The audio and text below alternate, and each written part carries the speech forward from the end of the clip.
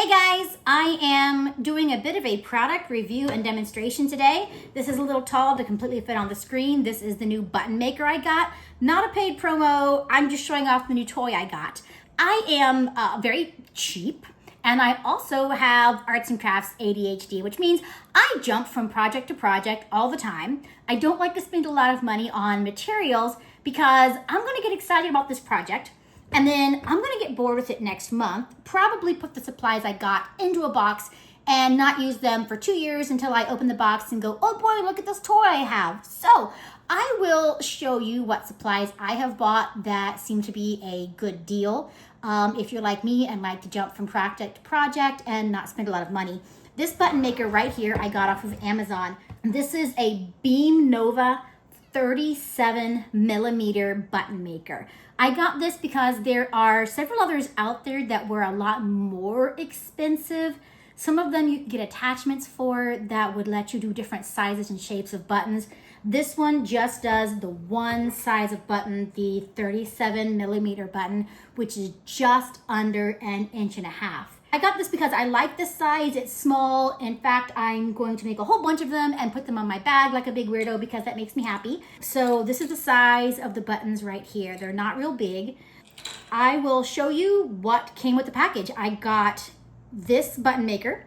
It also came with enough supplies to make 200 buttons, which is a pretty good deal. I only paid $50 for this button maker and it came with enough to make 200 buttons. That's really not bad at all. And it also came with this circle cutter tool. It comes in a couple parts. You've got this base, and then this is an adjustable cutting mechanism here that can go around in a circle. It comes with this little foam piece on it to cover the blade, and there's an extra blade in there.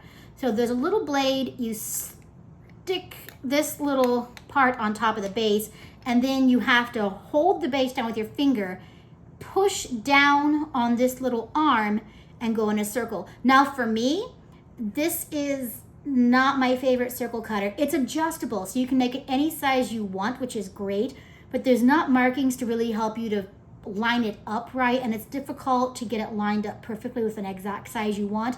And then as you see, I'm going around in a circle. I'm going to run into my own finger, which means I'm going to have to use my other finger or do something to make sure that I'm not just hitting my own finger and stopping right there.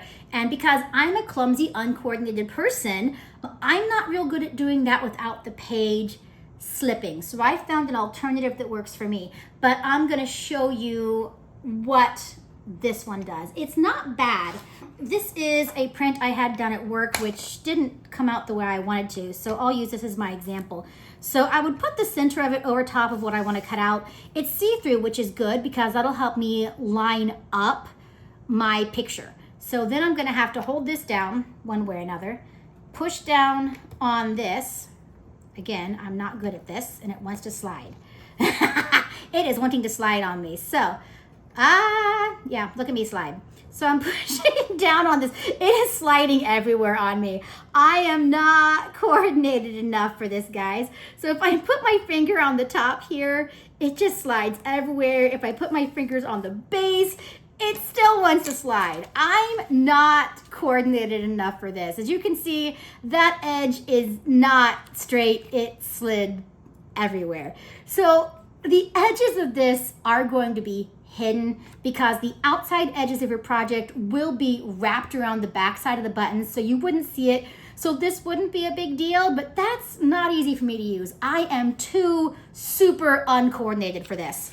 So instead, what I did is I got a circle cutter. This is a 1.75 inch circle cutter, and it works out just perfect. I know the buttons it makes are 37mm, which is just shy of 1.5 inches, but these are the little circles that comes with it. These are pre-cut paper circles, which you could draw your own pictures on, which is fantastic, especially if you're gonna be using this with kids. I've worked with some kids with this and they loved drawing pictures on these. This actually comes out to be a lot bigger than 1.5 inches because it's got that extra that's gonna fold around the back. You can see on my cutting grid here, each of these grids is 1 inch. That is nearly 2 inches, but it's a little bigger than a 1.75 inch. It doesn't really matter. These circles come out just slightly smaller, but because the plastic, these are the little plastic bits that go on top of it, you can hardly see them here on the camera. These go on top, and that will also wrap around the back, and that slight difference in size in the paper has not caused me any issues. If it's slightly smaller than this paper circle, it works. Slightly bigger does not work because it does not fit in the machine. So the 1.75 inch worked for me. So the machine comes with these little white paper discs, which you can draw on, or if you're using something else, you don't have to use them at all. And these little plastic sheets, I'm going to try and get them to reflect the light so you can even see them, that are the same size, that'll go on top so you have that nice shiny surface. It comes with these metal insides. You don't see these parts, they're going to be inside of the button. And then you have the backings. This one came with plastic. I would have preferred metal, but I got 200 of these with my $50 button cutter, which is a pretty good deal. I'm not going to complain about getting the plastic backs. They seem to work just fine. So these are the pieces you're going to use to put your buttons together. Now, if you don't want to draw your own on this little white circle, you don't have to. That's where my circle cutter comes in. I have drawn several of my own pictures. The sheet I was showing you earlier was all things that I've drawn myself. I have all these crazy pictures I made because I'm a big nerd. I drew all of these on my tablet using a program called Procreate. Procreate is a very affordable program. It's only a one-time purchase. You don't have to deal with a subscription. I highly recommend it if you enjoy doing art on a tablet or cell phone. These are what I drew. I printed them myself at first. This has been cut out mostly, but as a comparison, here's one I printed out myself on my home printer. If you're just making these for fun, working with kids, making them for yourself, this would work really well. But as you can see here, this other one has much sharper details and brighter colors because I put this on a USB drive. I took it to a local print shop, had it professionally printed. I went to Minuteman Press, which is local here, but there's a couple places in town for me that can do it for between 50 cents to $1, and you can get several per page. So you're gonna get a lot of buttons out of that. That's not a bad cost. So if you want something that looks a little more professional, I would recommend paying the few extra cents and having them printed out at a professional print shop. So now that I have this, I'm ready to put together a button. So I'm gonna show you how it goes together. The instructions that come with it were obviously not necessarily written in English as a native language, so they're decent, but not fantastic. First of all, we're going to get our button maker, and we're gonna start by turning these out. I'm gonna turn these little panel here flips out to about 90 degrees. So you're gonna start off by laying all these pieces in order. Your first part, your metal piece, is going to go in here. There's a little ridge here where the edges of your metal piece go in, and it goes right inside that little ridge there. It fits perfect. Then you're gonna layer your picture on top. So this is where you would use either those pre-cut circles, or if you use the ones that I've made, you can see they're slightly smaller, but as long as you make sure they're centered, you're gonna be good to go. Now I'm not gonna use this one because this one's ugly. I'm gonna break out my circle cutter and cut out one of my pictures. Now you can see my picture. I'm going to line it up if I look at the bottom. So I'm going to put that picture here. Again, it's slightly smaller than the circles that come with it. So I'm just going to make sure to carefully put it in the middle. On top of that, I'm going to put one of the plastics. Be a little careful with your plastics because if you get a fingerprint on the inside, it'll be there forever. So you want to try and handle them from the edges as much as you can. And when you put that in, make sure that you still also have your picture centered. This one looks like it has a little dust on it. So I'm going to rub that off real quick because if there's dust on the inside, that's also going to be in your button forever. I'm going to put that right here in the middle. Make sure my picture underneath stays lined up.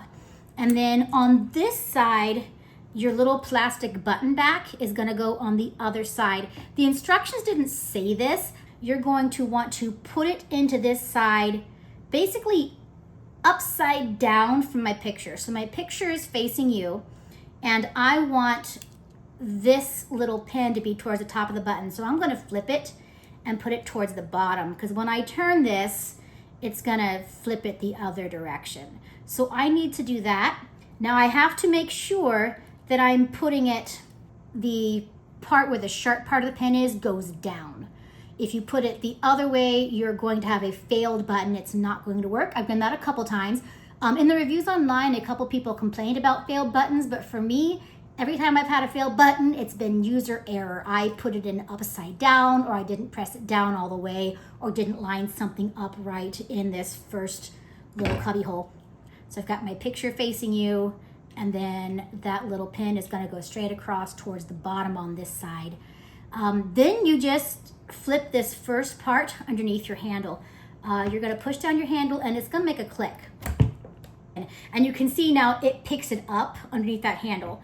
And then I'm gonna flip it around to attach the back. Now on this one, you don't have that real obvious click into place. You just have to push it down really hard as far as it will go. If you don't push it down all the way, then you do end up with a failed button. So there was a little bit of a click there. It just doesn't feel as obvious as when you do the other side. So then when you pull it up, there is a button. They come out really nice. You can see those edges that don't show up at all. You cannot tell that I used a slightly smaller circle. You can't tell that my picture didn't go fully to the edge. It worked out really well. Those edges are hidden nice and well tucked under the button. So there we go. And I've got the pin backing now lined up towards the top of the button with my picture.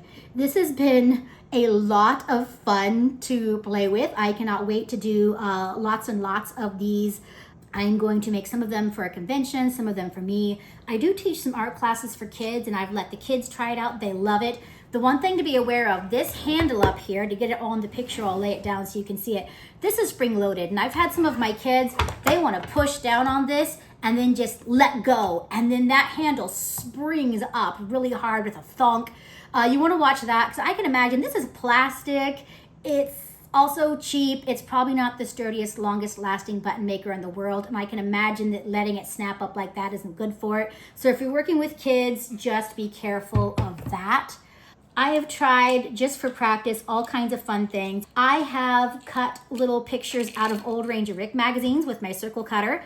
And so I've got all these cute little animal buttons. This was a piece of junk mail. I was just playing around, testing this thing out with whatever materials I had.